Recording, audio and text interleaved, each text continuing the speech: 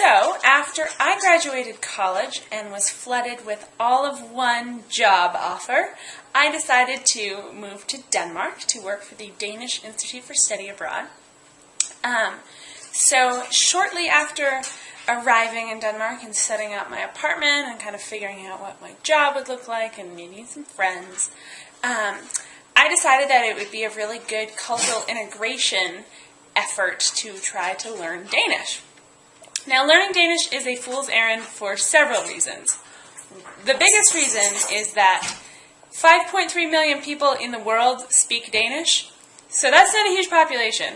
Also, 5.2 million of the 5.3 million people who speak Danish also speak English, which is what I speak, and nobody understands my Danish.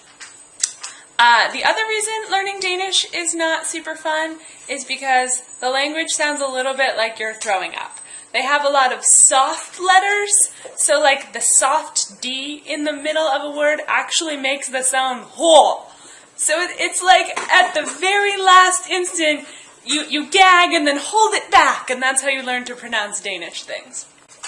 So about, probably 2 months in, I had learned basic conversation skills, and so I decided to go try and test them out. And every single conversation that I had in Danish goes something like this. So the Danish question for where do you live is, hvor bor du hen?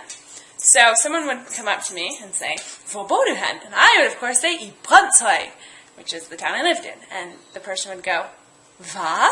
Which is Danish for what? And I would say, I Brønshøj. And they would go, hva? And I would say, I Brønshøj.